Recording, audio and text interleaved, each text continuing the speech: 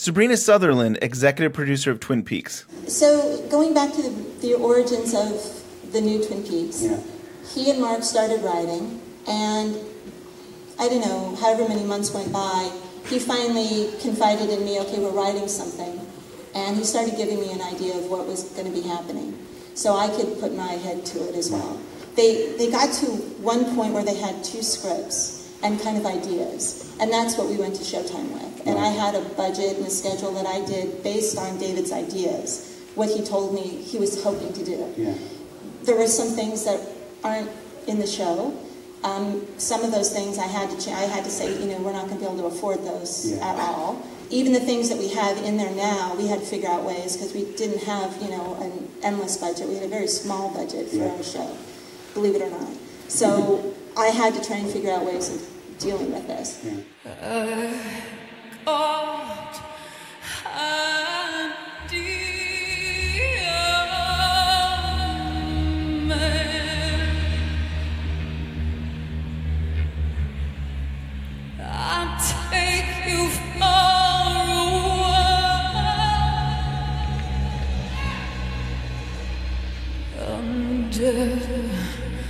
The sycamore trees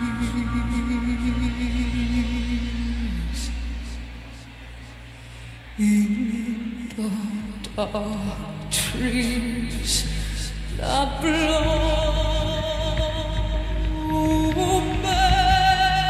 baby, in the dark trees. And welcome to Twin Peaks Unwrapped. I'm your host, Ben Durant, and beside me is... Brian Kazaska. Hi, Brian. Hey, Ben. How are you this week? Doing great. Doing good, good. Yeah, you? I'm on a high after last week's 25 years of Wrapped in Plastic episodes. That was such a special show. I mean, it was so awesome to have so many of the Twin Peaks community come together and honor both the magazine and John Thorne. I mean, that was pretty special. And a big thank you to everybody who called, because that was awesome of you. Yeah, there was just to have all the people that we know that they did that, and then to have a few, surprises, Mark Frost. Yeah, that was pretty special. That very was special. And I know John really appreciated it, and he liked it. And I was kind of hoping we were going to hear Scott Ryan sing. What? Courtney cut him off. Why do you have to do that, Courtney? And I kind of was hoping to hear him sing, because I'm a huge Scott Ryan fan when it comes to his singing. When I heard that he got cut off, I almost reached out to Scott and said, I want you to record something. We'll put it at the end of the show, but... Yeah, it didn't work out that way. It didn't work out that, no. Next time, Scott. So we've got a new partnership with 25 Years Later Site.com.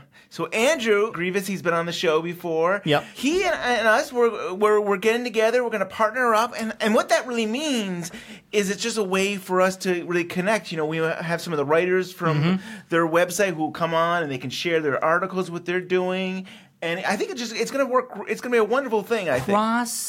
Promotion. Yeah. I really love what they do over there. We had John Bernardi, a friend of the show. He's been really involved with that website. And I just like what they're doing. I think they put out great stuff every day. Fantastic work. Yeah, great people. So it's really, I think it's wonderful that we're going to get to be able to work with them more. Yeah, it's very cool. And on today's show, we actually have a writer and editor of that webpage. Yeah, Laura Stewart. She's going to be talking about the UK Fest. Also on today's show, because we have the Criterion Collection of Fire Walk with Me finally out on Blu-ray, we get lost in Twin Peaks with Joel Bocko. Yeah, it's been a long time since we've had Lost in Twin Peaks segment, so it's great to have Joel back to talk about that. So let's get started. So with David, at one point there was a script kind of that he kept writing, and we'd shoot, and he'd go home and he'd be writing. Right. So I'd be working with him, getting down what he was changing or what he was writing new scenes, whatever. I'd type them up. I would print them out. The next morning I'd show up and give them to the actors, give them to script supervisor, the DP, first AD, and say, here, we're shooting this today. Yeah. So there's a lot of that. Yeah. But David has everything in his head. So even experimental things that weren't written down, he would still have ideas on set. So something else that, even though he has everything in his head, something new will come out and I'll say, okay, I want to do this. And then you just have to be prepared for it. So it's never done until it's done. Yeah. So we're on the phone with Laura Stewart. She's from 25 Years Later site. Hi, Laura. Hi guys, how are you going? Good. So recently, it was only, a few weeks ago, we had the Twin Peaks U.K. Fest. You got to go. How was that? Oh, it was genuinely the best weekend I can remember in my adult years.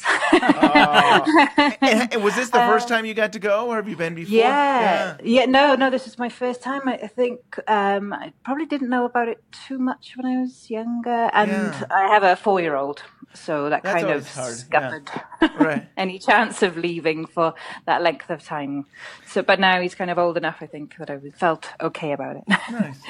Can you give me like a tour of? I arrived on the Friday night, and I'd already arranged to meet up with some other fans that I'd met online. I don't think I've ever actually met any real Twin Peaks fans in real life before. So it started on the Friday night, really. We went to a pub in Crouch End where the festival was. So we met a few people on the Friday night and then again on the Saturday morning. But by which point they were all in costume. So they were kind of like different. I thought, is that the same person that I met? But no, there were some really fantastic costumes as well. Saturday morning, we had a queue, get in, and then when we did, we sort of met with a fantastic merchandise store. We got all freebies, wonderful T-shirts, mugs, coffee, David Lynch coffee. That's good coffee. It is. It is good coffee. I only needed 1 cup to keep me awake for the entire weekend. Oh, yeah. It'll do it to you. Yeah.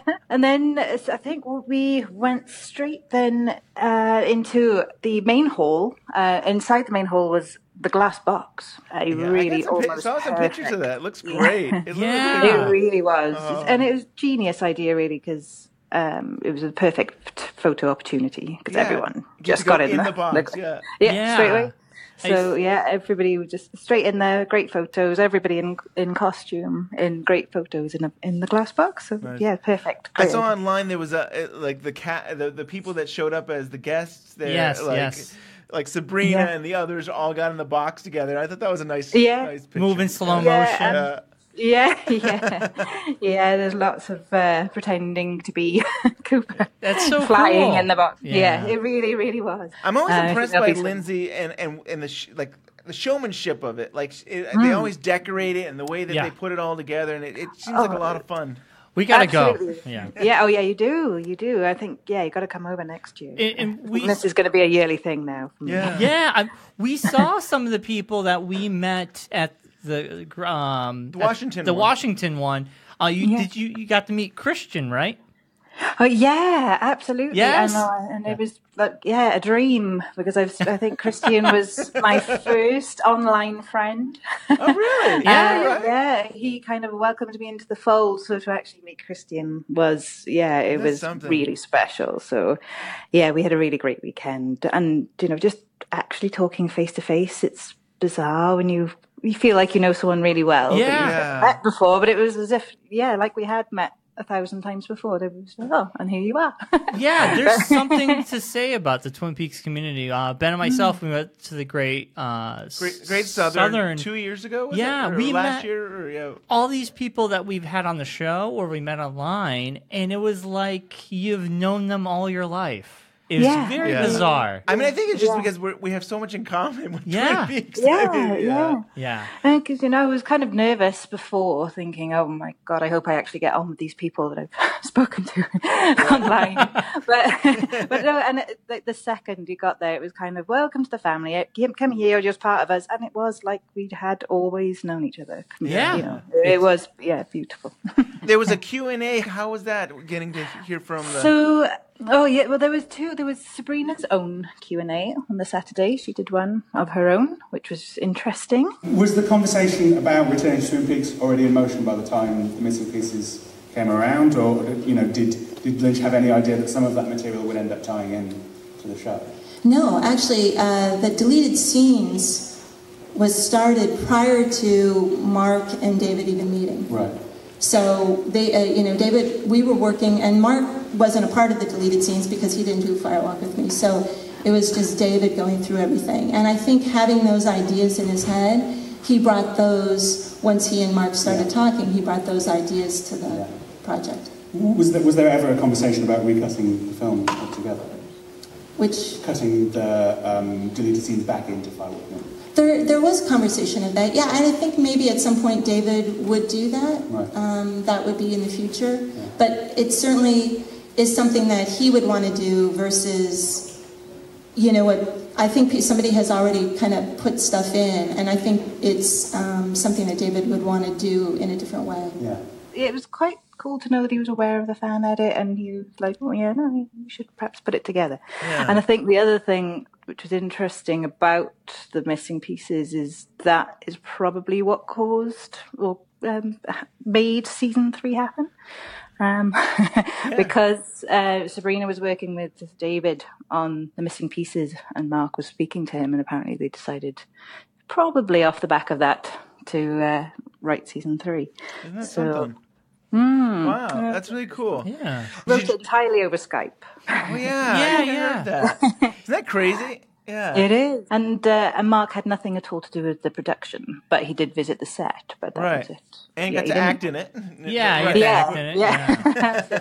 And I heard about the Log Lady stuff being Skyped. Yeah. David Lynch Skyped that whole scene. Like, he directed from Skype. Wow. Catherine Coulson scenes were shot before the rest of the series, and is that not the case? No. Oh, okay.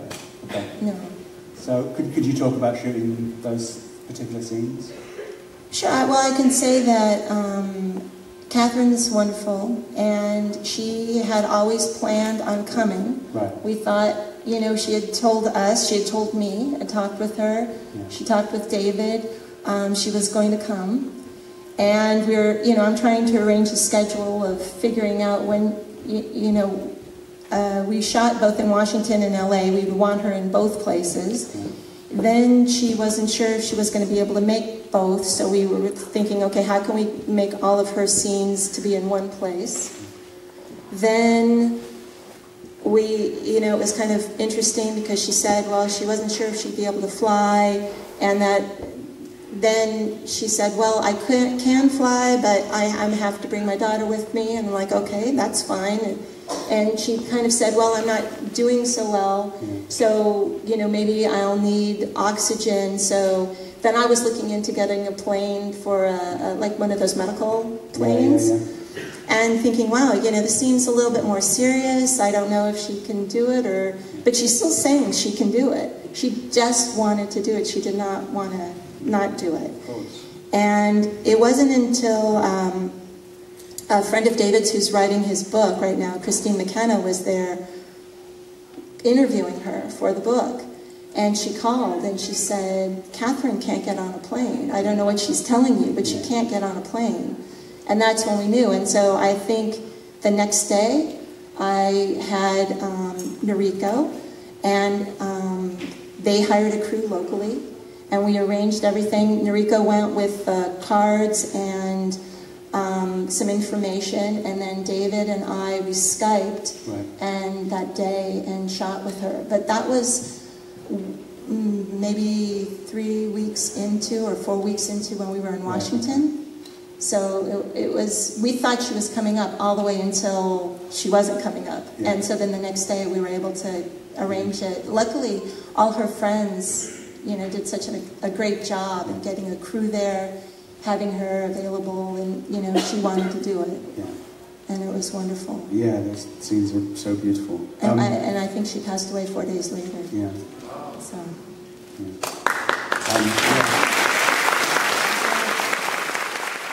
Really touching, actually. It was probably one of the nicest things that. So she and Catherine Coulson had wanted very much to go and film, and then she died 4 days after filming. Wow! So really, I didn't know it was that soon after. Yeah, so, I know.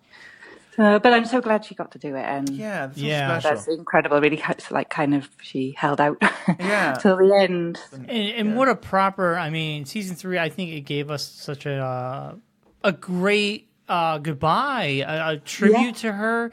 her and her character. And you don't Yes. see that very often in a show where No, it's not at all. both. No, Yeah, it's pretty exactly. cool. No, yeah, absolutely. That was really nice to hear. And did you get to meet some of the actors? Can you share with us that experience? Yeah. I think I was completely dumbfounded by everyone. I couldn't speak, especially Michael Horse. I actually said to him, I can't even speak to you. But he was so lovely. He was the nicest guy, and he was even cooler than Hawk, I think. And I know that's bizarre because it's almost impossible, but he really was. He was so sweet and so funny, and he got up on stage and sang with James Marshall, That is so was cool. amazing, and he was so good. And so did Amy Shields, to be fair. She sang the Just You girl bits. Talk about that. What an experience to actually be there and see that. I was a little jealous. really was. Yeah. I know, and I did cry. And there was no way I wasn't going to cry because, I'm never going to see anything like this happen. Yeah. It's incredible. It's just, it was so good. And James Marshall's such a good guitarist. He's really good. Really surprisingly good as well. We were kind of blown away by that, so that was great. And such a nice guy, too. He's such a Yeah, nice guy. he is. And very shy. Very shy. Yeah. Bless him. But really sweet. And so he was lovely to speak to, and Sherilyn was lovely as well. She was, there was long queues because she spent so long talking to everyone, which was a lovely thing. She really spent time with people. I think she told me that she'd been watching a program about the Moors murders. And I'm like, oh, well, that's probably not good. But but no, she really found time to speak to everyone. And she wears her heart on her sleeve.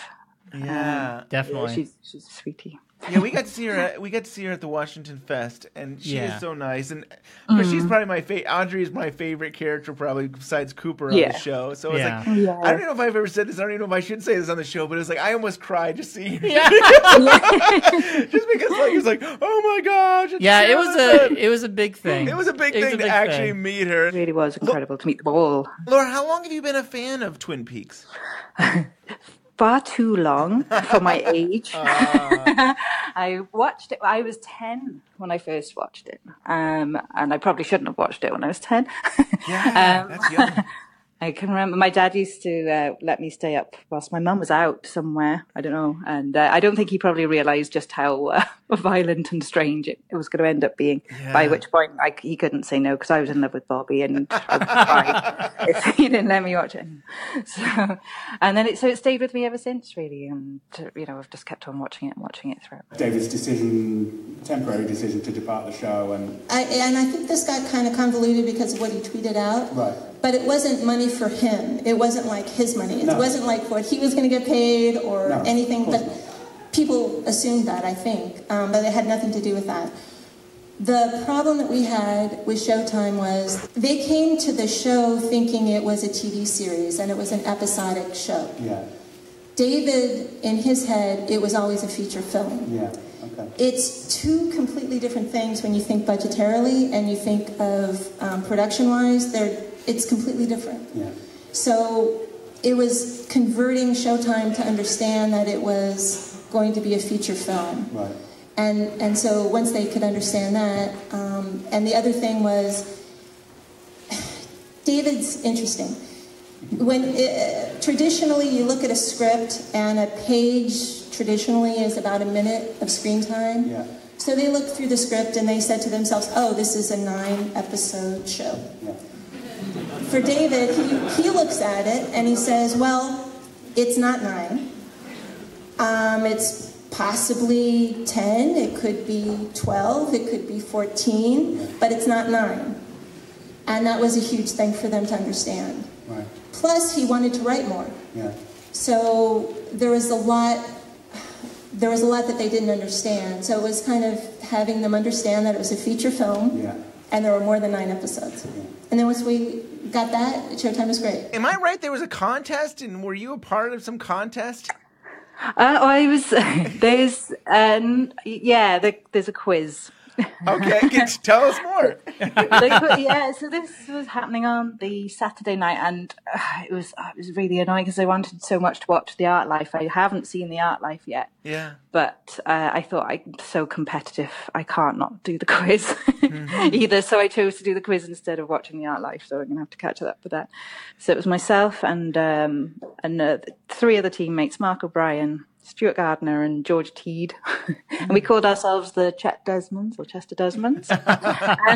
and we won. Congratulations. We won, and we got every single question right, and not just that, all of the bonus questions right as well. Wow. So, you guys are good.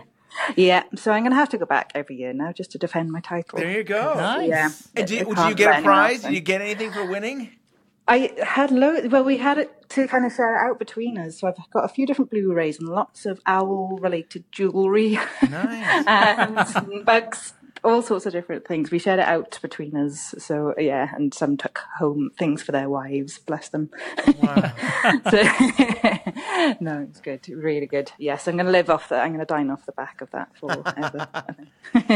And so you're working on a piece about the UK Fest for 25 years later site, is that right? Yes, I am. Yeah, typing as we speak. And do you have an angle, or are you kind of just sharing everything that you've done, or? Yeah, I think I am. It's going to be just a very personal piece, really. I think it's just what I did. So it's not going to be the same as everyone else. Yeah. It's kind of how I felt about it as well. I kind of, I'm not a reviewer, so I'm not really doing that. It's just my personal feelings about the whole thing. You know, I was so happy throughout the whole weekend. I didn't stop laughing. And my cheeks actually hurt by the end because I was grinning for so long. So it surpassed expectations by a long way, I think. Because awesome. You do worry that you think, oh no, what if it's not as good as I bigged it up to be? But no, it was far, far better than I could ever imagine, definitely. Cool. Now, did the Double R, I think that's the name of the group, the Double R, do anything? Yep. Yeah, Double R Club, yes. Yeah. Oh, they were fantastic. So funny. Anyway, and they got a burlesque show with Eliza Delight, who, funnily enough, actually, I think comes from my hometown because I thought, I know you. Wow, small world. When I saw her stripping off, I was like, yeah. I know you. I know you.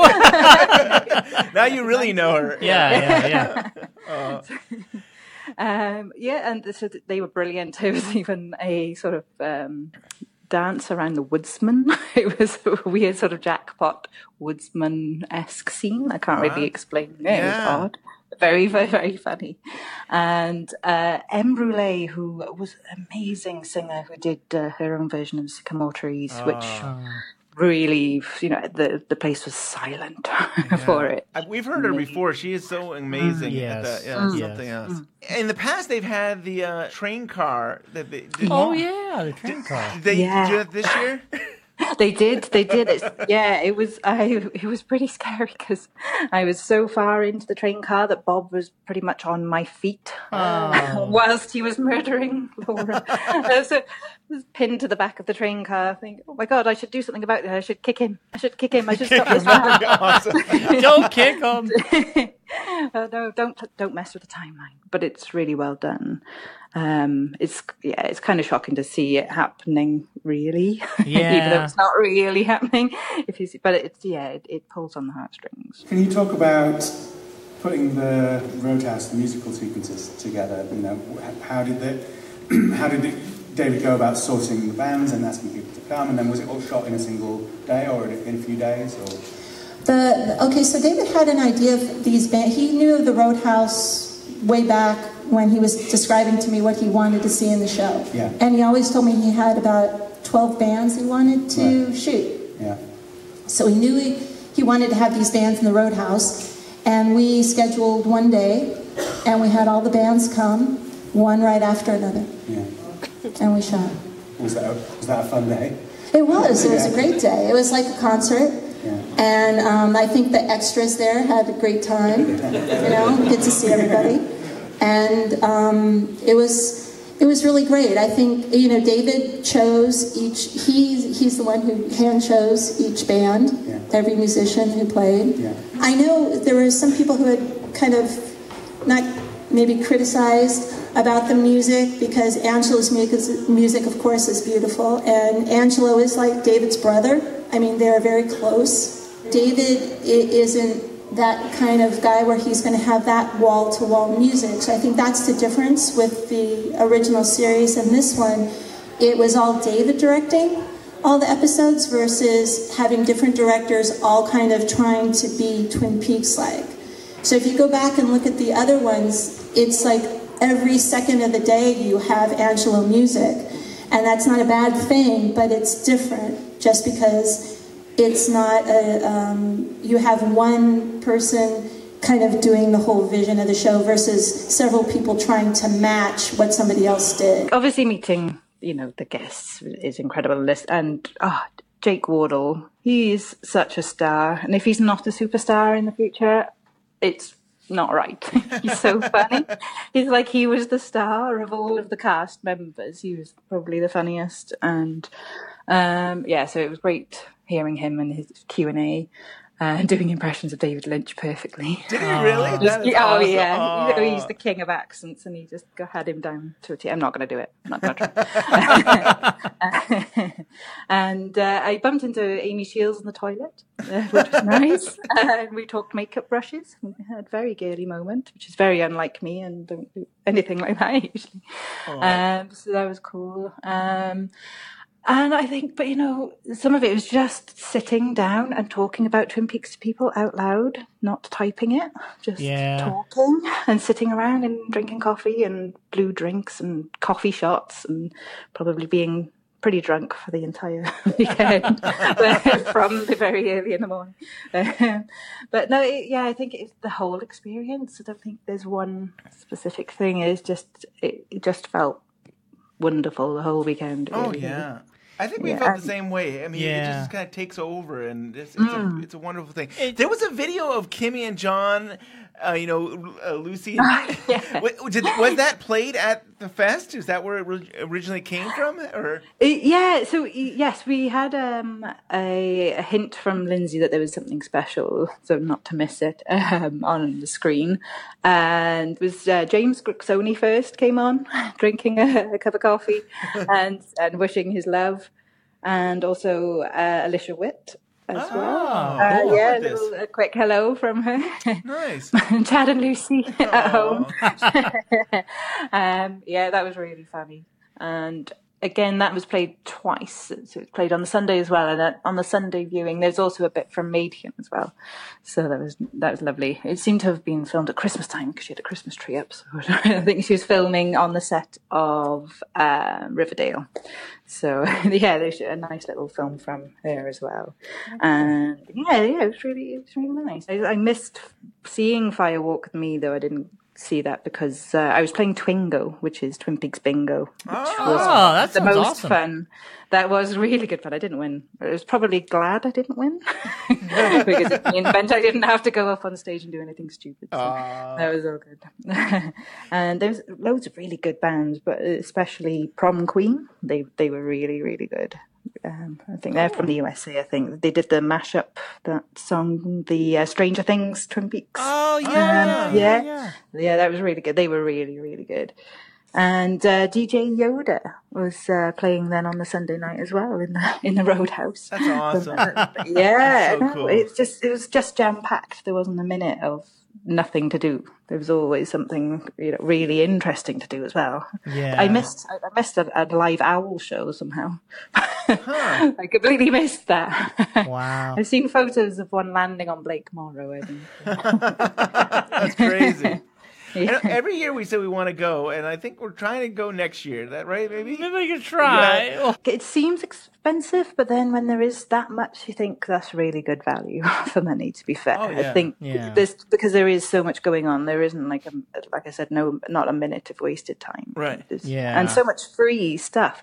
And I hardly bought any drinks. They're just around, and all free food, and free coffee, and and I love the way that what Lindsay does in organizing that and the show she puts on, and it really is something. She should make it 3 days. I feel like it's so much. Yeah. And what used to be 1 day. Yeah, right. So we got getting more. So maybe next year. Don't tell Lindsay that though. I'm sure she's exhausted enough after 2 days. If you're listening, Lindsay, we want it 3 days. We want a week. We want a week, and we'll be there. Hopefully next year.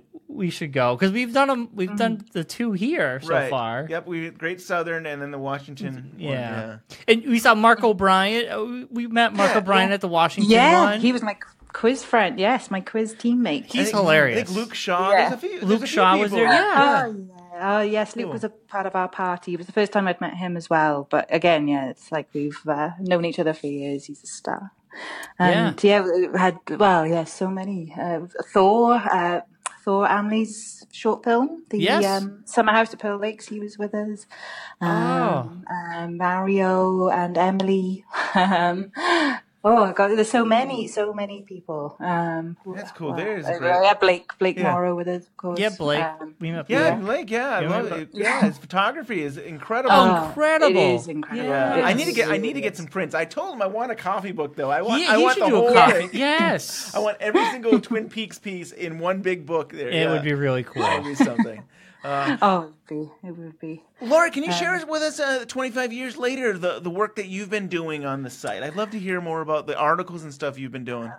Oh, yeah. So I had, during the series, been doing reviews of each episode, but mainly just the Gordon Cole and Albert side of things, the Buckhorn side of things. But it all sort of intertwined by the end anyway. Right. All the storylines all sort of met, so it became a bit of an episode review. And then since then I've kind of been just doing ad hoc things. I watched Firewalk with Me again after seeing series 3, so that was kind of a new take on that, and just a bit of some character sort of talking about things that we perhaps now know. Like last week I spoke about Major Briggs, what he'd been up to for the last 25 years. Yeah, Ground Control to Major Briggs. I like that. I like the title there. Ground Control. Yeah. Nice touch. Yeah. Was that your title? Did you come up with Ground Control? I like that. Yeah. David Bowie. Very nice. That's done.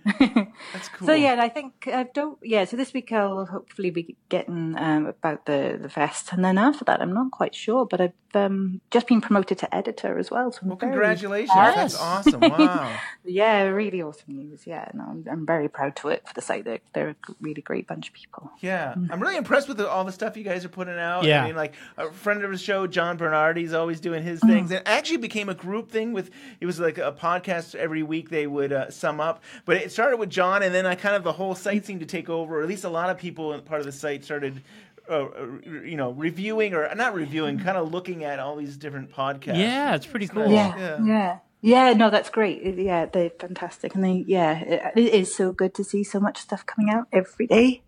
I think having such talented writers on board as well, and all that sort of, it's a wealth of knowledge, but it's all different fields. I think it's not just one person's perspective. It's nice to have all the different theories, different writing styles. It's such a great site. Yeah, definitely. And I highly recommend people liking it on Facebook, because I'll get the articles on Facebook on my feed. Or Twitter, if you're more of a Twitter person like... or Twitter. I'm on Twitter and Facebook, but I think I notice the articles more on Facebook, and then I'll notice them on Twitter as well. But I think it's great in this day and age that if you don't visit the webpage, you'll still get the content if you were to follow or like them on social media. Yeah, and it's great, because I'll be at work and I'll be like, I don't want to do work, I'll read this article. And it's great. I love it. So nice. It is easy to procrastinate. Yes, too easy these days. Yes, very, very easy. Well, Laura, it's wonderful to have you on the show. Can you tell people how they can follow you and how they can check out your work? So I'm obviously at 25 years later, site.com. On Twitter, my handle is at Mama Lula. That's Lula with a Ola. It's absolutely nothing to do with Wild at Heart. Yes, you'll find me on Facebook as well, Laura Stewart. So yes, you can find me. But yes. Well, thank you, Laura. I look forward to reading your UK Fest article on 25 years Yeah. later. There should be some really good photographs in there as well. Good friend Emily, who took the best photograph, I think. I don't know if you've seen it yet. There's a arm wrestle between. Yes. Yeah. And Amy Shields is running towards them. She just ran into the room. Yeah, That's just ran into the awesome. room as she was taking that photo. It's the perfect photo. So I'm waiting. Emily's got some photos for me, so I'm going to add those to the article as well sometime this weekend. So hopefully it'll be out maybe this weekend. It is now time for Lost in Twin Peaks with Joel Bocko.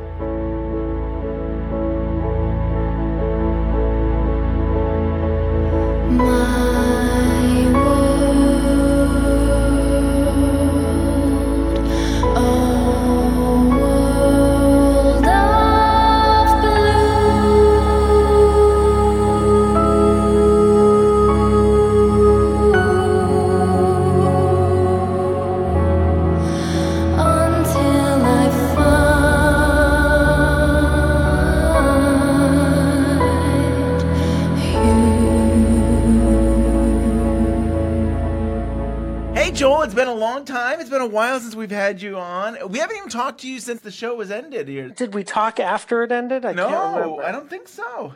No. So we haven't talked since part 16. Yep.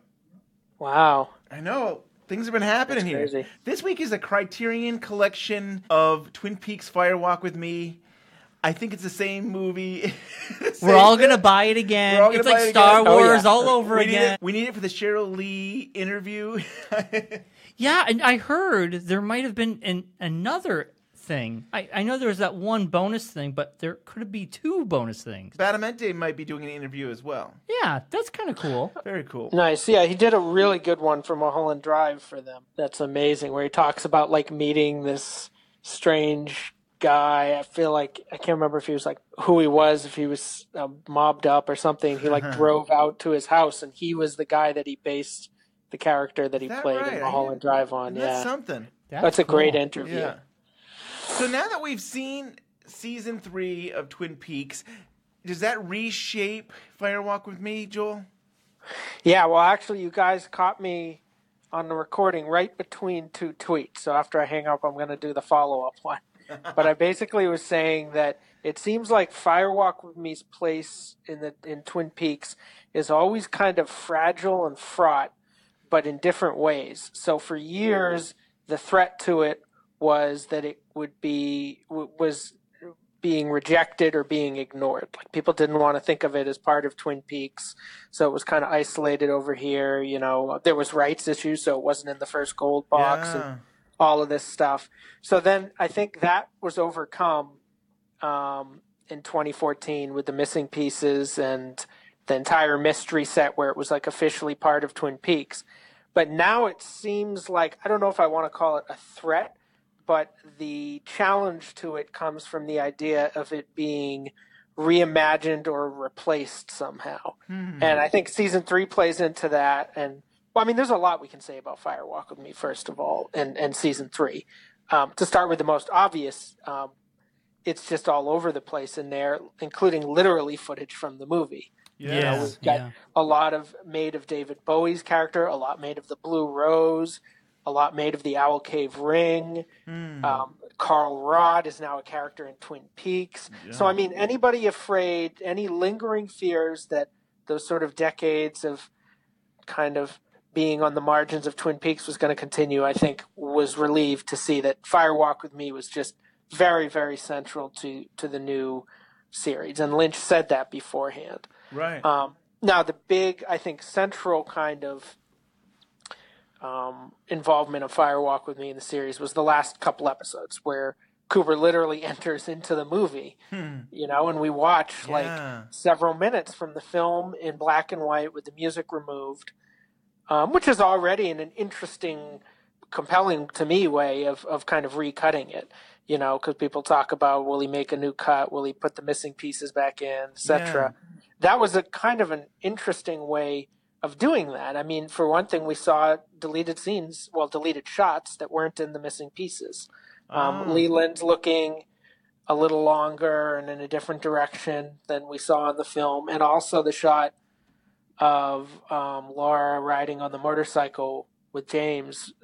That really kind of cool shot. Almost looked like maybe it was some effects or something because the camera was right there alongside them. I don't know if he made modifications to that now or what. So those are kind of, I don't want to call them the superficial ways, but kind of the obvious ways that Fire Walk With Me played into Twin Peaks now, or to season 3. Now, the challenge that it kind of provides, or the threat or whatever, that a lot of people have interpreted it as, is this idea that because Cooper tries to take Laura away, and then we see her body disappearing from the pilot and everything, like from that footage, that he has now changed the end of Fire Walk With Me. She isn't taken to the train car. She isn't murdered. And then consequently, she also doesn't see the angel at the end of the film. So that kind of beautiful ending that everybody loved of her and Cooper sitting in the red room is now, people are saying, okay, well, that didn't happen. Yeah. I have a lot of issues with that, which we can probably get more into at another time. But for one thing, Fire Walk With Me is almost the least threatened part of that. If we believe that's what's happening, it erases literally the entire series, including 16 and a half hours of the return. Oh my god! So in a way, Fire Walk With Me is not really the most threatened piece there, but we do potentially, according to some interpretations, lose this transcendent ending for Laura where she actually overcomes Bob and she's kind of reduced to an object once again and swept away. So in that sense, Fire Walk With Me is undermined because the central core of the movie arguably is her sort of journey into self-realization and the knowledge that she can defeat Bob and actually becoming the hero of the story in a way that even Cooper never could. So I think that's sort of one area where the impact of season 3 on the legacy of Fire Walk With Me is kind of questionable. People have gone back and forth about that. And then the other thing that I just want to mention, which I already kind of threw in there, is today news came out that Sabrina Sutherland, I think at the UK Twin Peaks Fest, which you guys are going to be covering, she said that Lynch, I don't have the exact quote in front of me, but something like he wouldn't rule out or he would consider recutting Fire Walk With Me with the missing pieces inside of it. Putting at least some of them into it and recutting it. So I have a million problems with that, and I would be really dismayed if he did that. What do you guys think if David Lynch were to get Kyle MacLachlan to come in and they somehow redid the beginning part without Chet Desmond? Oh my gosh! And they put Kyle MacLachlan in there. How would we feel about that? That's an interesting what if. But if you say that, then you then have to edit the return or the season 3 because they mentioned Chet as well. So you'd have to. Well, Chet Desmond could exist, but you just don't know who he is because that was really supposed to be Kyle MacLachlan. So I think to me that would be kind of interesting to see because in the original script that was Kyle. So I'm just picturing him with I mean, they did it with Cheryl Lee and they pulled it off, but that was sort of like she was in shadow and I'm just picturing Kyle MacLachlan in young person makeup walking around, walking around like a green screen with Deer Meadow stuff behind him, and someone hands him coffee, and you just see the hand reaching. Yeah, Cooper's saying, "What time is it, Sam?" And it's no. And it'd be like a young Indiana Jones, it'd be young Cooper. The only person who would be happy if that happened would be John Thorne. No, it was a dream all along. Yeah, no, it'd be kind of cool. I mean, it'd be interesting. But I kind of feel like if David Lynch were to add things, I don't know. I don't really know what would it do, really. Yeah. It is interesting to see in season 3 how they did add this footage of Fire Walk With Me. And it's interesting, have Fire Walk With Me where Laura screams. And I'm thinking, originally I thought it was probably Leland or Bob, and she just screams out of darkness. And she's also high. Yeah. But it's interesting that they decided to put Cooper as what she's screaming at. I mean, that was clever in a way to say, hey, we can go back and now say you had no idea what she was screaming at, and now you do.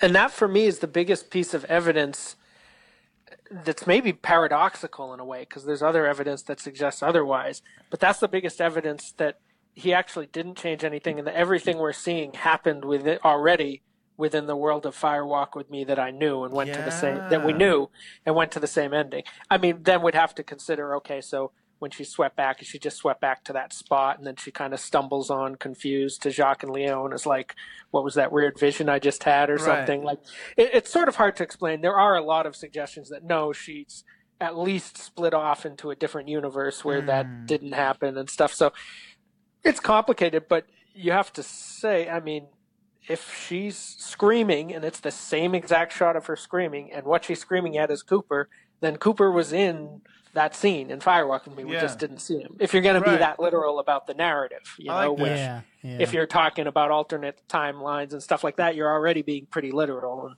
so you might as well take it all the way. Right. Yeah.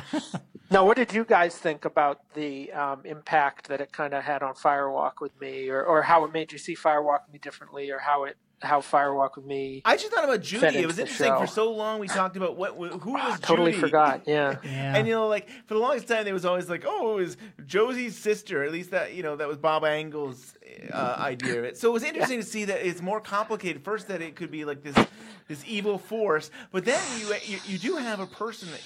It seems like it could be Sarah Palmer. So, like, 'cause in season 3, we're talking about, like, oh, you've met Judy before. Yeah. It's like, well, how have we met her before? It only maybe if Judy is in Sarah. At least that's my interpretation of that. But it's interesting to see that I didn't think we'd ever find out who Judy was. It's great that they were willing to go there, but then they made it more mysterious because it's an evil force. I liked how they kept that mystery alive, and that's something I was worried about. And I know Ben and myself, I interpret, and I know Ben feels the same way. When Laura and Cooper's walking with Laura, we don't feel erased anything. We see it as he tried, but you can't change the past. Right. This happened. Right. So when she screams, she disappears. I kind of took it as you failed. You can't save her now because this happened. She's going to die. Yeah. And he's trying to figure it out. Right. And what did Cooper say at the sheriff's station? The past dictates the future. So it's so funny. Like the past dictates the future, and yet you went to the past. It's like, I mean, I don't know. It seems to me like you're going the wrong direction. There's a lot of strange stuff going on with Cooper in the show. The more I think about it, it's like, why was he doing various things he was doing? Why did he think that he should be doing various things? What was the process by which he decided to do those? It's kind of funny. Like it's almost like when I was watching the show, the middle sections were kind of, I was like uncertain and like, where's this going? Is this really all holding up? And then the end came, and because so much happened so fast and I was along for the ride, it was kind of like, yes, okay, it's coming together. Now going back and watching it, I actually feel like the middle sections kind of, in some ways, hold up, I don't know the best, but they hold up really well as just this sort of meandering exploration of these characters in this town and these little events, and they all kind of come together, and they do, one follows the other, and things happen, and there's this story being told. And then at the end, I almost feel like they kind of throw it out the window and are just like, okay, now let's, so I'm totally fluctuating all over the place in my sort of read of the whole thing. It's interesting. It's kind of fun in a way. Definitely. And it seems to me that Cooper was being directed by the fireman, but also he was being directed by Major Briggs. And he talks about, like, Frank Truman, I know you've got the key because Major Briggs told me. It's like, when did he tell you? Like, was it when he was a floating head? I mean, like, when did this happen? So it's funny that, like, he downloaded a lot of information that we didn't see. And I'm fascinated by that. Yeah. You got a lot of information from somewhere. I would love to see the script and just get a real sense of what Lynch changed and how he changed it. Because it does... I don't know. Sometimes I think, no, it was pretty much straight to screen other than, the things we know that he changed. And sometimes I think maybe there was a different shape to it, and he kind of jettisoned a lot of that as he came up with other stuff he wanted to do. I don't know. It's very curious. I really like to know Mark Frost's contribution because I think, who was it that you spoke to? Was it John? Probably I think John it was told you her. and John. Yeah. It might have been another podcast, but I think it was you guys saying it felt like this was kind of it was Mark Givens, actually. He said he felt like Frost was kind of just the writer on this, like unlike their previous collaboration where they were really equal partners in the whole creation, especially because it was a TV show and, Yeah. Lynch would direct his episodes but not be that involved with some of the other stuff. It felt like this time, like, they sat down, they wrote together like he would with, Barry Giffords or anybody else that he worked with. And then Frost kind of went off and Lynch made it his project. So Yeah. I think I'd be interested to see kind of if that's the case, like how Frost's voice kind of gets filtered through that now. Yeah. But I don't know if we'll know. I'm curious to know if the ending was originally 17 and David Lynch decided to add on 18. I wondered about that. Although I gotta say that was one of the first things they shot because whoever was paying attention got spoiled back in I got spoiled. 2 weeks into the shooting. So it's like, when are we gonna get to the Palmer house? Unless he just had the idea while they were there and was like didn't even know how he would lead up to it and then shot the Texas stuff later. I mean, that's always possible, but that would be really wild if that's what happened. Like he came up with that idea while he had both actors.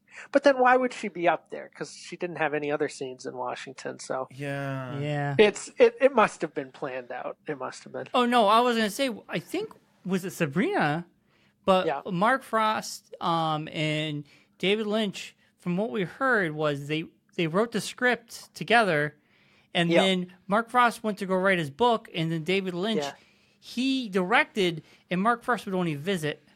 Yes, and and then David Lynch would just do things off the cuff. Right. Yeah. So a lot of stuff sense. that they wrote together could have been ex-nate a little bit because David Lynch was like, "Well, I want to do this." Yep. I wonder if it was nixed or if it was just added to. Yeah.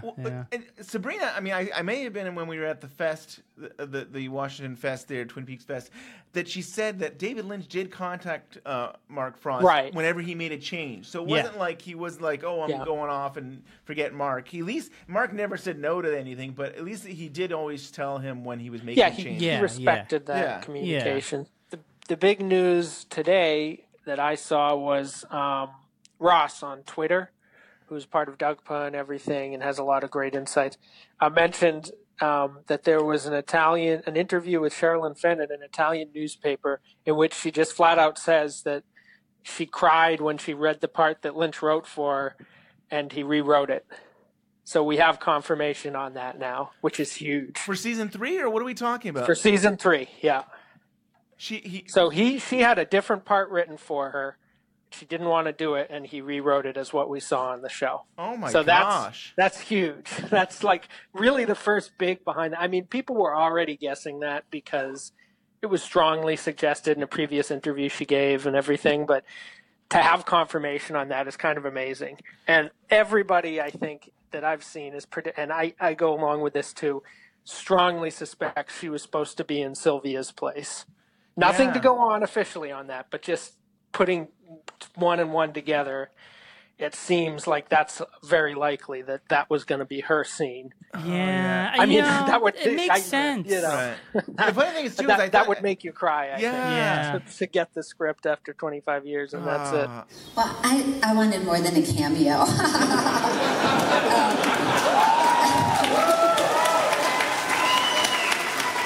And I was verbal about it. I'm like, I want to be in every episode. And it was funny, I was with Cheryl Lee when we were talking to him, and she went to the bathroom, and then she came back, and David's like, Sherilyn Fenn says she wants to be in every episode. And Cheryl's like, well, she should be. My loyal friend.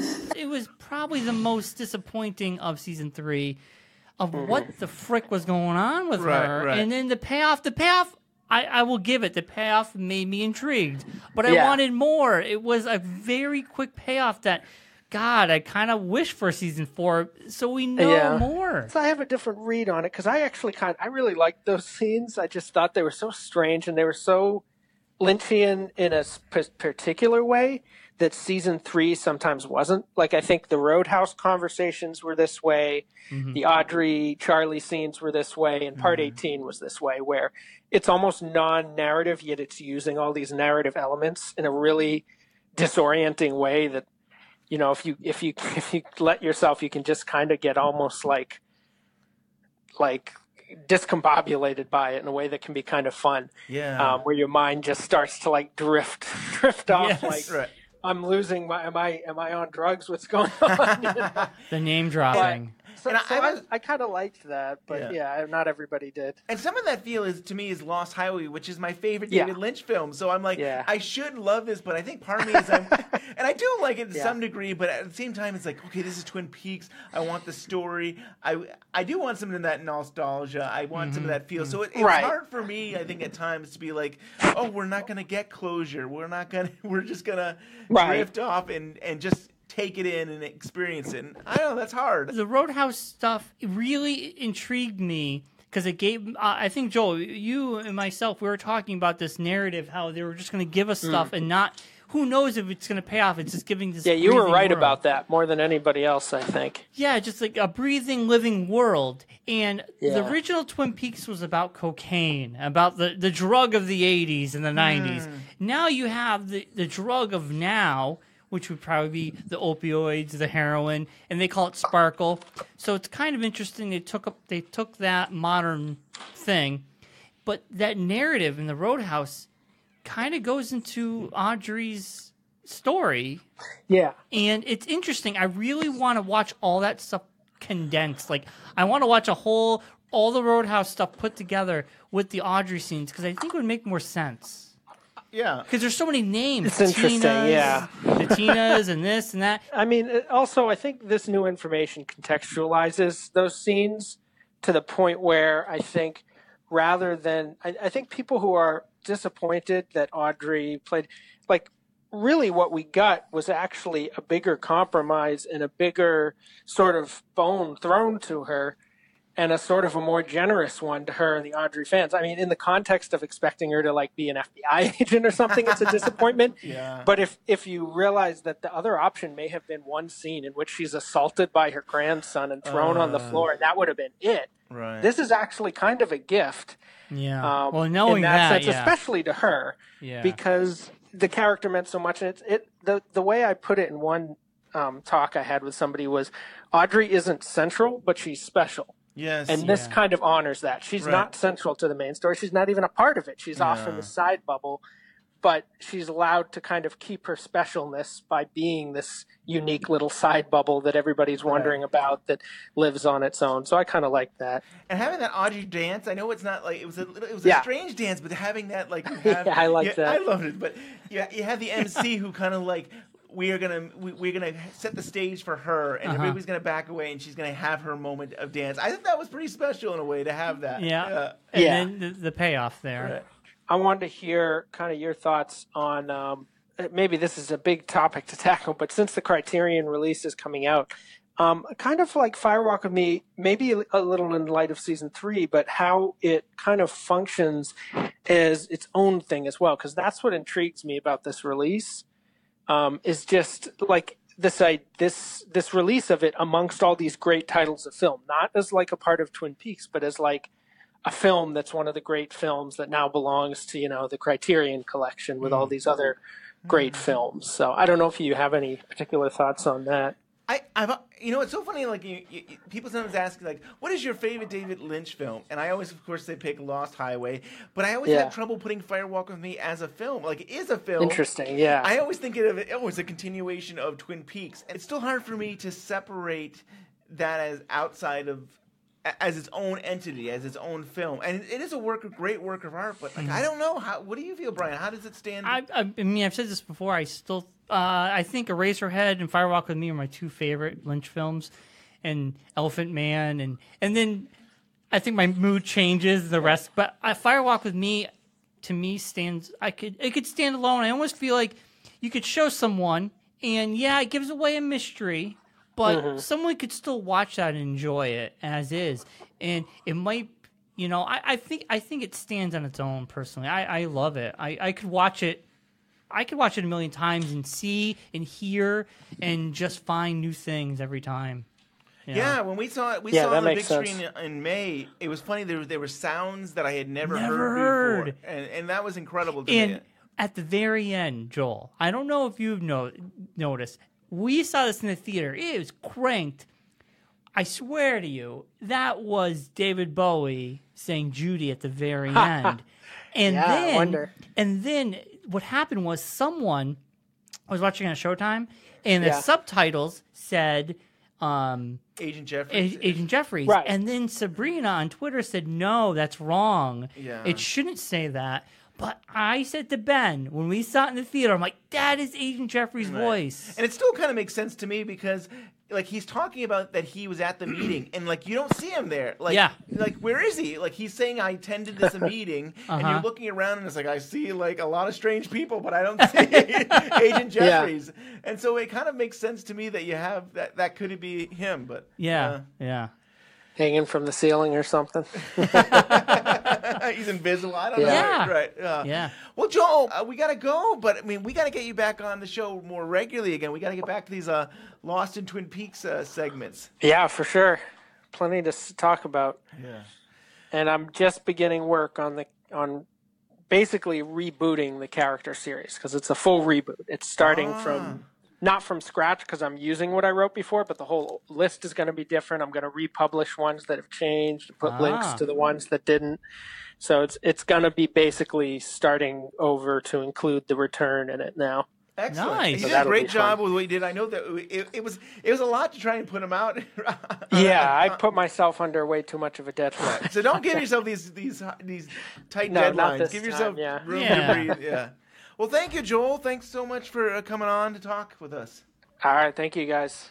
Thank you, Joel Bocko, and thank you again to Lord Stewart for coming on the show. Another great show, Brian. Oh, very good. If you like what we do, please go on iTunes. Give us that 5-star review. Please leave us a nice comment. Also, we're on Google Play. We're on Stitcher. Also, Ben, how is the Twitter going? Twitter's been awesome, and we have a great community, and, you know, just looking at the 25th anniversary of Wrapped in Plastic and seeing how the community all came together to honor the magazine and John Thorne. I mean, I love Twitter. I love the people out there, and they've been supporting us so much. Yes. Also, all the people that has jumped on board Facebook with us, the likes keep coming in, and we've been posting a lot of news and the podcast, a lot of great feedback. People are sending us messages all the time. People are going back and listening to the old shows still, and I'm still getting feedback about stuff we recorded 2 years ago. It's so cool. And you got YouTube. We got a great community there as well, who are always leaving feedback about the show. Thank you to people out there on YouTube. Read Laura Stewart's The Twin Peaks UK Fest 2017 We Live Inside a Dream Come True article at 25yearslatersite.com. And listen to us next week as we unwrap Twin Peaks. Just you and I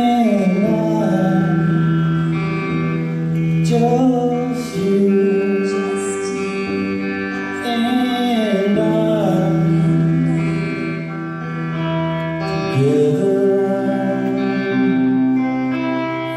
forever in love.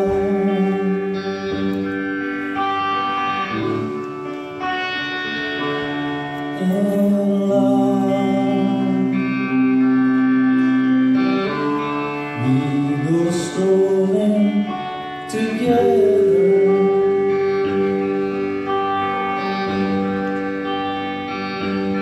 in love. We go strolling forever. Oh, just you, just you. And I, just you, and I, together, forever, in love.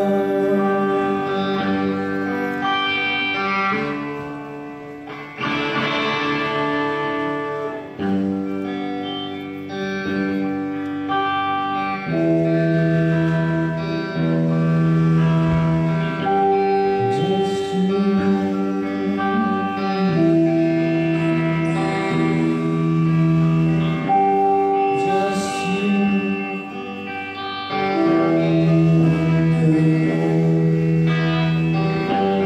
just